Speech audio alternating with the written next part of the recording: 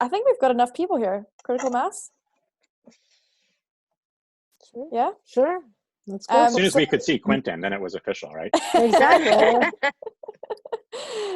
So this is our new volunteer, Ithamar. Maybe Ithamar, do you want to give us a quick introduction? Maybe speak a little bit about the ODR project that you worked on? Sure. Everybody else? Of course, yeah. So thanks so much for having me at the meeting today, guys. I appreciate it. So first off, I guess I'm a student at NYU Law School in New York. And so I actually had invited a classmate of mine, Caitlin, with whom I'm working on a project in my clinic, but she unfortunately couldn't join. She has class either now or in a bit, so she couldn't join. But essentially, I came across the project that you guys are working on through, I think, one of these legal journal websites. And I thought it was really interesting how you all are sort of pairing technology in a way that meets a critical legal need in a time such as this. And I think it's really cool with what you guys are doing. I hope you take a lot of joy and pride in providing this service that you are working on. Yeah, so as far as the project that myself and Caitlin have been working on, it is essentially alternative dispute resolution meets mobile platforms. Not only is the project taking disputes away from the typical court systems that I think a lot of people think of when they think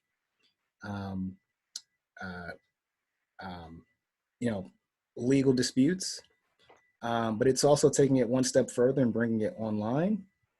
And so for myself and Caitlin, we have entered the process at a really sort of advanced stage of the process as a whole. And so it sort of originated in the New York court system, and they decided that they wanted to find a way to bring disputes online. And so there were a lot of decisions that had to be made early on about what sort of disputes and how would sort of these processes be structured. It's funny because at this juncture, the cases that are being or that were supposed to be seen on this ODR online dispute resolution platform are small claims types of cases.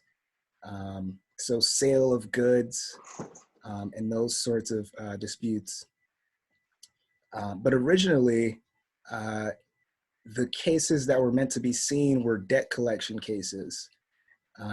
So it turns out that in New York, there are a lot of sort of one-sided disputes where a lot of the folks who are being dragged into court are unrepresented. And I think it's like upwards of 80% of folks who are encountering these issues are unrepresented. And so it kind of started with debt collection cases. And there was a lot of researching that had to be done on debt collection in general. There was a lot of stakeholder wrangling where the folks who were spearheading the project had to sort of meet with different folks and see where they stood on the project as a whole.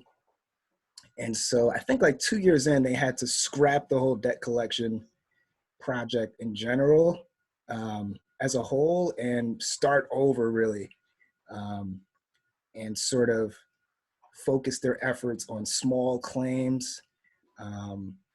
Now the disputants are supposed to be both pro se. And so actually the project was supposed to launch in March And so with everything kind of being flipped on its head these past few weeks, the project hasn't actually been able to launch as planned. And there are, like with a lot of things, many complications as far as when the project will actually be able to launch. But for myself and Caitlin, we were tasked with making findings about ODR, where its benefits lie, where its challenges are, and then sort of creating a tool for sort of neutrals that participate in the process to analyze the differences between online dispute resolution versus in-person dispute resolution, sort of give their feedback on how successful the platform is working for them. And so that's where we kind of stand at this point. Caitlin had some really interesting thoughts about how ODR can be therapeutic.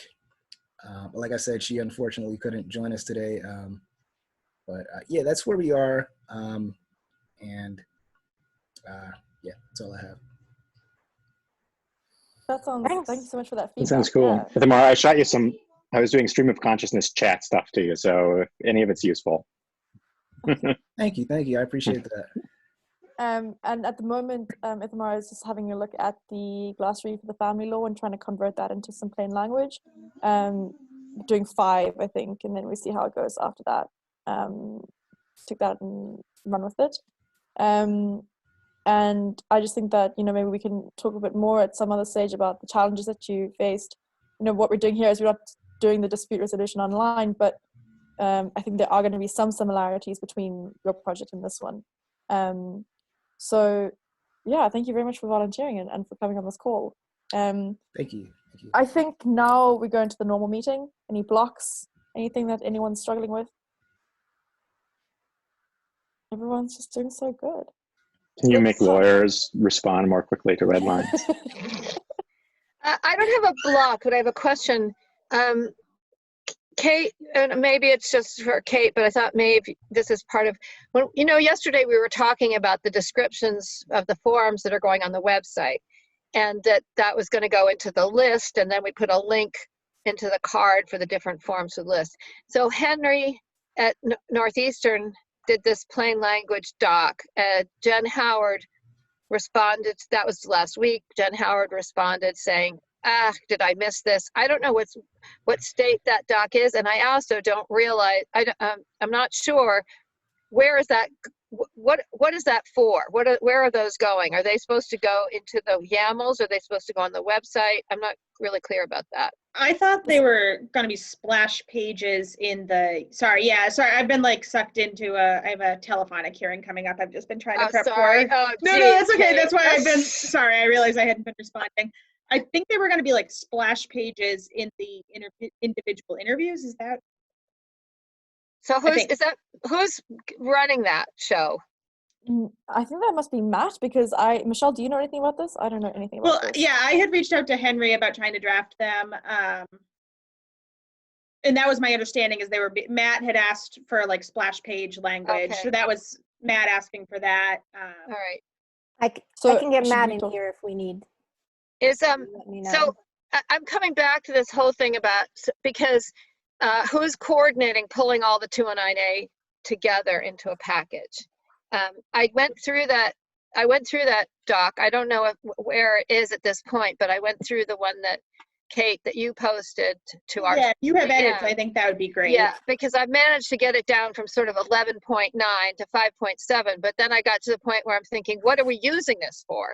So yeah, I think it was internal. My understanding is internal pages in the interviews. Okay, so because we can put those in, either in individual interviews now, or when we pull everything together, we can put them into those introductory screens for each interview. I don't know what order you want to do it in, but I just don't. I mean, as David was saying yesterday, we don't want to be working on things in parallel. We just don't want to waste any effort, and make sure that they're going to be consistent. Quentin, do you have something to say? Well, I was thinking that once we get to the part of making one interview that's for the whole 209A package, we might not want to show those individual intro screens anymore. Exactly. A lot of the forms you can use independently, though, right? Right.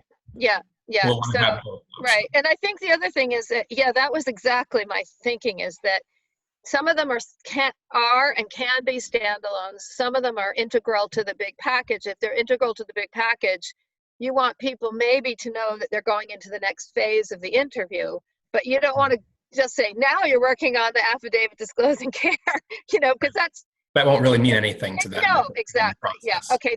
I just was a little not sure about that. I can still edit these as if I'm editing them now, so as if they're standalone. So this is what this form is for. Right, first effort to do. Yeah. All right. Okay. So the first effort is standalone, and then I was gonna say, and then maybe they're like become more like transitional language. Like, now we're going to ask you questions about the kids instead of saying now it's complaint page 2, right? Yeah, and some of the things are going to be the same, right? Like, we should only ask about the kids one time. Right. And we might have to redo some of the logic in some of the forms. If other people are working with kids, I'm doing some. No, actually, the stuff I'm doing that is maybe repeated is working with past cases, and maybe that's not in any other forms. It's going to feed into the 209 page 2. So the, I don't know about whether it's relevant or not, but the one Matt and Sarah are working on had if you're filing a thing for the same child, then you can't file it, but if it's for a different child, then you can file it, or something like that. I don't know if it's relevant. Yeah. But I'd mention it. For support, I think you're talking about the affidavit for support. I believe so. That sounds different. Whatever Matt and Sarah are working on.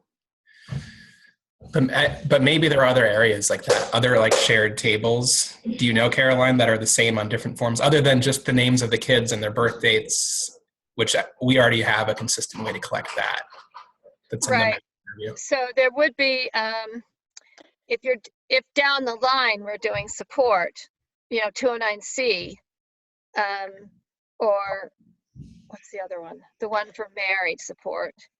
Actually, you don't need the affidavit of care for those two. Yeah, you don't if it's just child. Yeah. Right. If it's just support, you don't need it. But if it's custody, you will need it. Right. And in a divorce, if we ever do a divorce complaint, the divorce complaint asks for the same information. There's a spot where it asks for similar information to the care and custody affidavit, like it asks to list other on the complaint itself. Cool. So it sounds like it's not in this first batch of forms, though. No, okay. There's just a little bit of overlap from the information that you're asking for in the care there's a box that's checked. And I think that box being checked is what would trigger the care and custody affidavit. On complaint page 2, it says. Kate, I think you would go the other way. No, because you don't have to do the care and custody in a 209A if that box isn't checked. I know, but I think what you do is you'd start off and say, the way you do it is, have any of these children been in cases? And then you do this. And if it's, so that would be checked. Yeah. Okay. So, yeah. And then also it's this issue of the role that the plaintiff and the defendant have played in these cases. And if it's depending on the kind of case that happens in the affidavit of care, then the box on page 1 gets checked. I think with the plaintiff and defendant, I think it's a paternity case, right? That one asks about, that's a different set of cases. That says divorce, annulment, separate support, legal separation, or abuse prevention. Right. So that's like, those aren't necessarily overlapping. No, right. But what I'm saying is, if the child has been involved in any of those cases in the affidavit of care, instead of asking that question on page 1 and having to ask it again, if you have plaintiff and defendant children together under 18 and then go to the affidavit of care, if you have to do the affidavit of care, you don't ask that first. You ask the affidavit of care question, and if that's not true, then you ask the question about plaintiff and defendant in those cases, because that box can get checked automatically from a case that you already I don't think it can. We can talk about maybe Yeah, more in a that- thread, yeah. but I don't think it can. I like custody. I They're don't probably think getting triggers- away from Yeah, stand Yeah, up. maybe, so Yeah. maybe we could have a 209A team at a certain point where when we pull all these together. I really I think that is going to be necessary when we take all the individuals and Yeah. put them all together. Maybe we can just rally that team. It's going to basically be Kate, Caroline, Matt. But I think Jen Quentin Howard's as well. intermittently very busy, but we could put her, I would loop her in. Yeah, Okay. yeah. Okay. And Quentin, you're going to be pulling everything together programmatically at the development side. Is that right? Did we say that the other day? Or do you want to pass that on to somebody else? I could work on that. I don't think I remember being volunteered, but I certainly can. No, I think Yeah, I you were think this is volunteered. I don't think you stood up for it. I think it was I think, a yeah, and passive volunteer. to the extent that it's something that Matt could handle if he's done with his amicus, then Yeah. because then he's, yeah, I think he is. He filed it, but I think the way that he said the message was that he's available this week. So I'm not sure if something else is not going to come up. He's filed it this week, so the rest of the week he's ours. It might be something that Quentin needs to do anyway. I mean, it might be a little bit beyond Matt, but he could certainly have a go at it. Yeah, well, we'll let the troika decide Mhm. how they think that works, and then Okay. and we can go from there. Okay. And then Oh well, that's an interesting point, yes, but yeah, Kate, you're kind of part of the troika if you What? don't realize it, which makes it a quadtuplet something or other. I don't know. We were going to give you like a title, like controller of the SME wrangler or something, but yeah, that's a nod. Can I see it? Is that a nod there? Were you What's a nodding? nod? Were you nodding? Yeah, that's a, No, yeah. I don't think. yeah, this is by Yeah, way of whatever you announcements need. through the stand-up. You have a new title if Um, you want it. Figure out what your title is, Sure. and you get a Oh, pay so- raise. and then- I'll do whatever you need. 2 times what you're getting paid now. 100% pay raise. Yeah. So 0 I times think that 2. just from what you said earlier, David, are we still having some trouble with getting stuff back from courts? We're not. It's not trouble. It's just normal. It's just reality has set back in, and it's not actually I'm not going to say I'm not going to assign blame to any side. I'm just going to say that when you are negotiating something, even as simple as we agree to take this thing that we've told everyone else we'll take, and then you say this, it can take a while. Will you just keep us updated on that front? Yeah, no, I'm still optimistic that I'm going to always say this week, and I'll say that for as many weeks as is necessary. But we can just Caroline? take advantage of all the time we get. I mean, I think that's. But yeah, the we more- don't have to stop at all. It Yeah. just means that it just means that we don't have the public facing, but we can keep getting all the stuff ready so that when we flip the switch, there's just more there. Okay. I think that's. Does anybody else have anything that they want to mention in this meeting, or we just take this over to the Slack again? All Oh, good? just What are FYI you with the accepting about? motions to vacate, since those got put like super high on the priority list. My coworker who used to work at Dove thinks Dove has a pre-made checkbox motion to vacate that she's trying to get. That might be really helpful. That would be That'd be cool. Exists. Since the court was just like, we want this thing. We won't Yeah. give you a thing that looks like the thing we want it to look Yeah. like. And yeah, it's our second highest priority. Yeah. Yeah, surprise.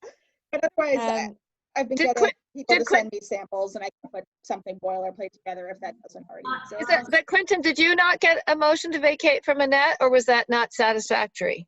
The one that I have is for housing. It's not for. Oh, specific. Okay. Motion Yeah. to vacate marital home. Yes. Oh, Whole that kind of different thing. vacate. Vacate Right. default different from. Yes. Not leaving, just annulling the thing. Okay. I think Wrong word to use in family Michelle? law. Yeah. So there's one more thing. I'm looking into it, but it looks like the housing courts are showing up on the list of available courts for a case that doesn't have housing in it, that is not for housing. So if you have a clue about it, let me know. Otherwise, I'll just look into it.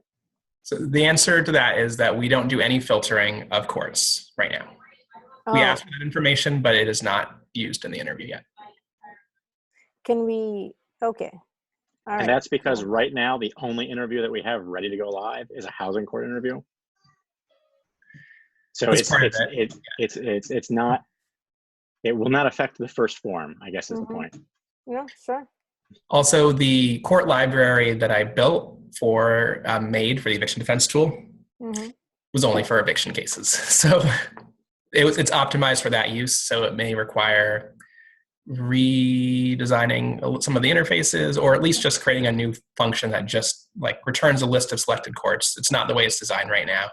It returns all of the courts that you tell it when you create the object, and it doesn't. Matt's coming from heaven here. Why is it so light? And that's why I think that it might be nice to have Matt take lead on some coordination and wrangling things where he has the ability, because Quentin has other things that likely will take his time. And a halo. Matt, Yeah, what is going on there? Is I also have a student who worked on doing some of the court selection stuff.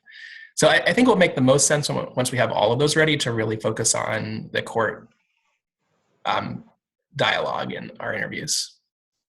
I feel bad making Matt close his curtains now that we're going to just end the call.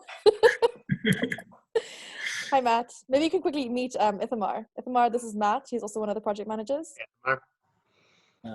He talked to us about his ODR experience, so I'll fill you in afterwards, or you can just watch the video. Easy either way. All right. Okay, well, we're actually going to wrap up now. No one else has anything to say? No? Well, I mean, this may have been answered, but I'm having a problem with court selection that I can't even commenting out code doesn't help. So No, that's what I was talking to Quentin about. Right now it's set up for housing. I can talk to you about it later. No. It's worse than Sounds that. different. Oh, it's worse. Okay. Like I can't get through the interview. So, Matt, you want to do a call after this and we can figure it out together? I'd love that. Okay. I will have my 2-year-old coming soon, but I don't mind, but so I might have to get up and yeah, we can just do it right after this. I know, I'm sorry, I'm being facetious. Okay, cool. Guys, Noah thank you has so much for your started time. giving me statements about bug edits. He's finding bugs and stuff now. So maybe Henry could help. Well, a pig ran into my room today while we were on a call with one of the volunteers, and that was entertaining.